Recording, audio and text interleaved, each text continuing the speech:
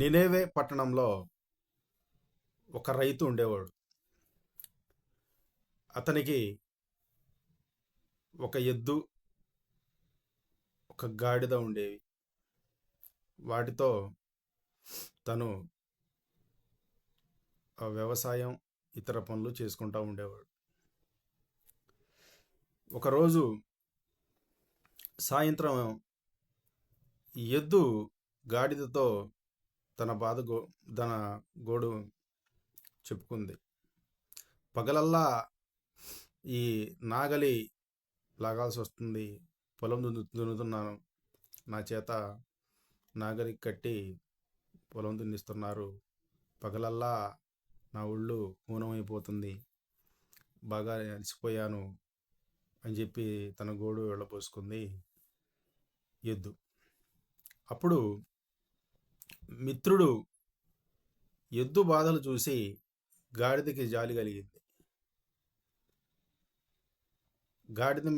ఎద్దు మీద గాడిద జాలితో, నేను ఒక ఉపాయం చెబుతాను, దానితో నువ్వు పని పని నుంచి తప్పించుకోవచ్చు అని తను ఒక సలహా ఇచ్చింది.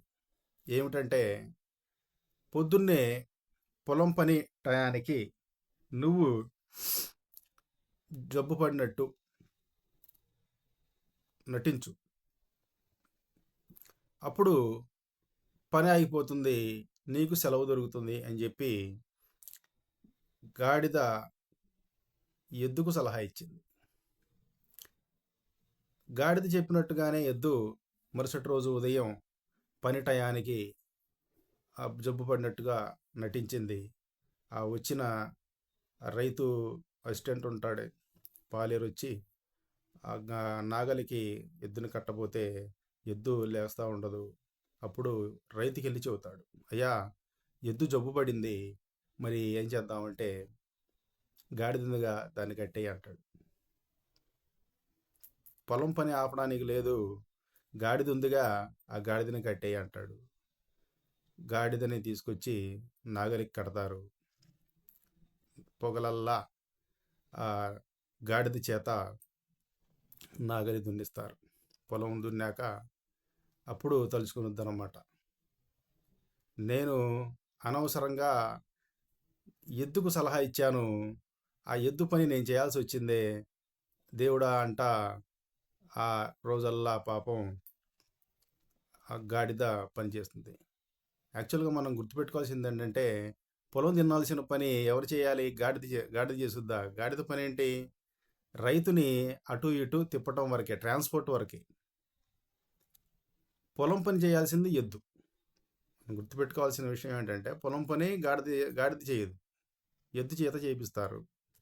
ట్రాన్స్పోర్ట్కి గాడిదను వాడతారనమాట. అది తేడా. అది ఏదైతే నేను చేయొచ్చు కదా అంటే కుదిరేది కాదు. సరే, ఆ పగలల్లా గాడిద ఆ పొలం పని చేసి అలిసిపోయి ఒళ్ళంతా పులిసిపోయి ఇంటికి వచ్చాక ఎద్దుతో చెప్పుద్ది.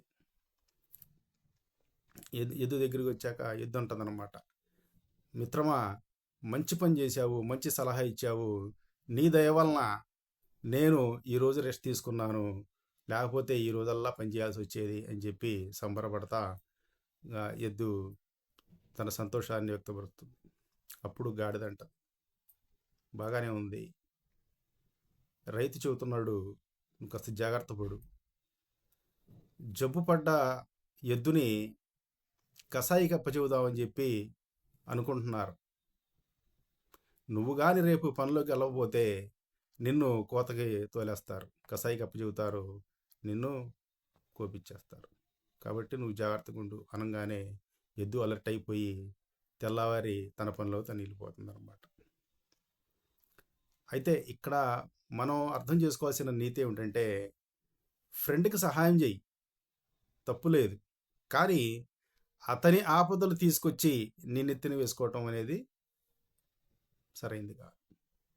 అలాంటి పరిస్థితి రాకుండా ఉండేట్లుగా చాకచక్యంగా మిత్రులకి సహాయం చేయాలి.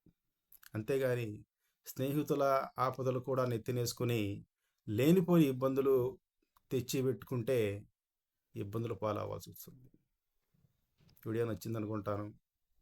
సబ్స్క్రైబ్ చేయండి, షేర్ చేయండి. Thank you.